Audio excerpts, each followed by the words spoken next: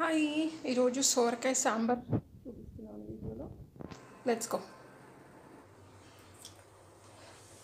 As usual starting మంచిగా oil వేసుకోండి.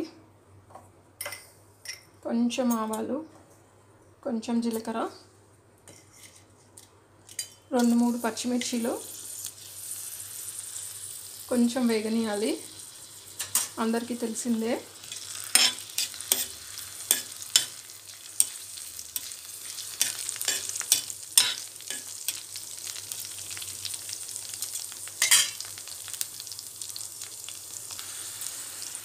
కొంచెం దాల్చిని,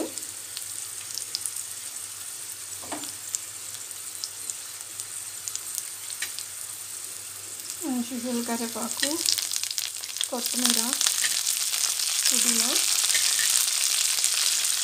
కొంచెం డీప్ ఫ్రై చేయండి.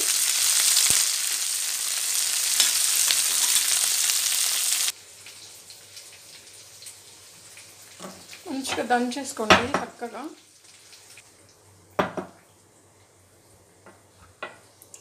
దంచుకున్న తర్వాత వేసేయండి అన్నమాట.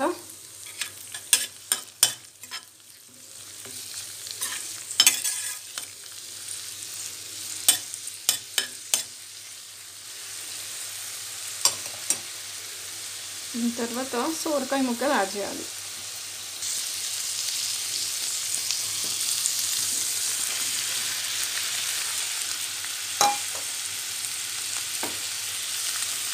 ఒక 2 minutes నేను మూత పెట్టేస్తున్నాను.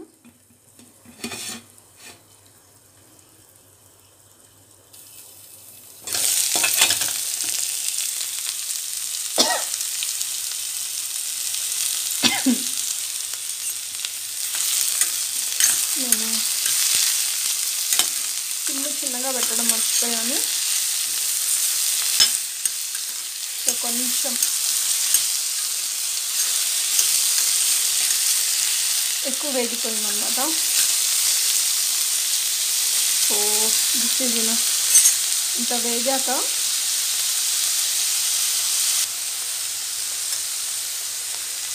కొంచెం పసుపు వేసుకోండి.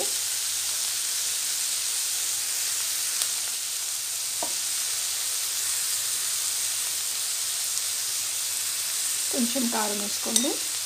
అంటే మీరు ఎంత క్వాంటిటీ చేస్తున్నారో దానికి సరిపడే ఉప్పు, కారం, మసాలాస్ అన్నీ యాడ్ చేసుకోండి. నేను ఇక్కడ స్పెసిఫైగా చూపించట్లేదు, ఎందుకంటే నేను డైరెక్ట్గా వేస్తుంటాను కాబట్టి. అండ్ మీరు ఇక్కడ టమాటోస్ కూడా యాడ్ చేసుకోండి.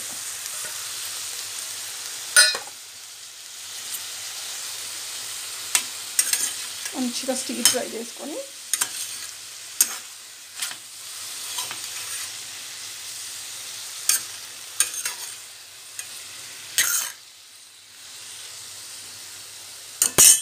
టూ మినిట్స్కి మళ్ళీ మూత పెట్టేసుకోండి.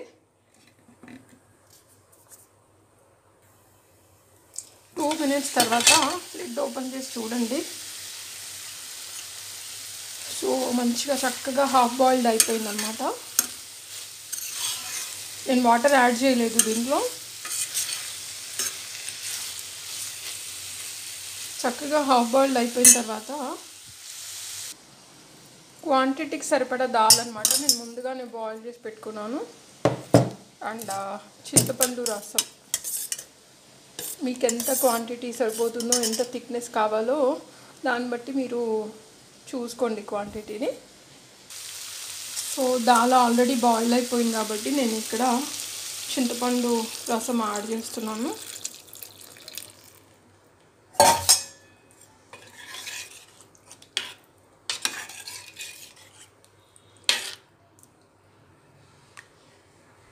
ఎక్కువసేపు కాదండి, ఇది కూడా ఒక 2 minutes మూత పెట్టుకోండి.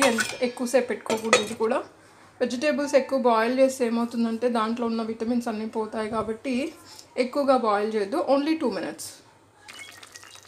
సో 2 minutes తర్వాత చూడండి చక్కగా బాయిల్ అయిపోయింది కొంచెం. అండ్ చింతపండు పులుసు కూడా కొంచెం బాయిల్ అయింది కాబట్టి దీంట్లో మనం బాయిల్ చేసుకున్న దాల్ వేసేస్తున్నాను అనమాట.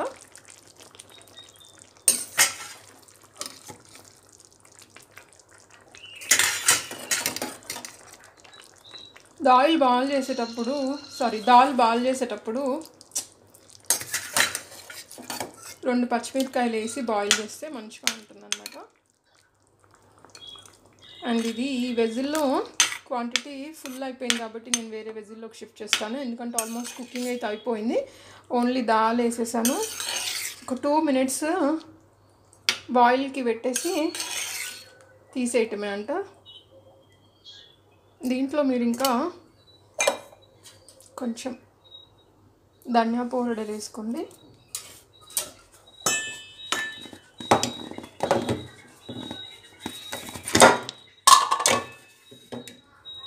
కొంచెం జీరా పౌడర్ వేసుకోండి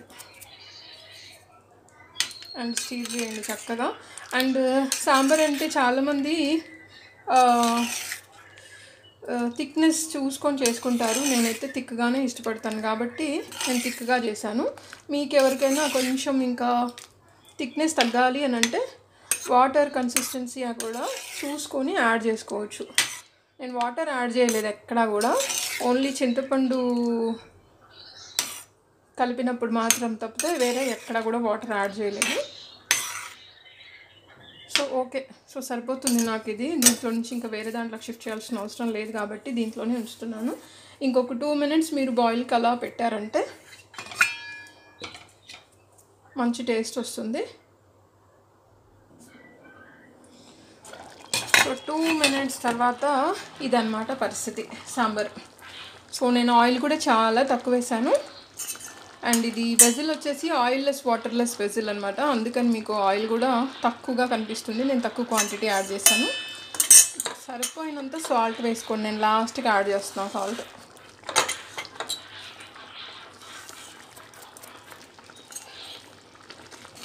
యమ్మీ యమ్మీ సాంబార్.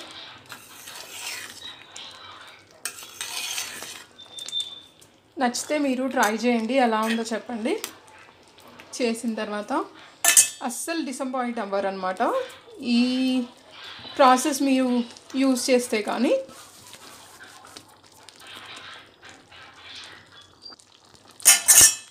లాస్ట్కి నేను కొంచెం కొత్తిమీర యాడ్ చేస్తున్నాను. వేడి వేడి సాంబార్ ఈజ్ రెడీ. వేడి వేడి అన్నంలోకి సాంబార్ వేసుకొని హ్యాపీగా తినొచ్చు అనమాట. టేస్ట్ మాత్రం అద్దిరిపోతుంది. సబ్స్క్రైబ్ చేయడం మర్చిపోకండి, లైక్ చేయండి, షేర్ చేయండి. Thank you so much for watching. I do what I love. Thank you. వేడి వేడి sambar is ready. Thank you.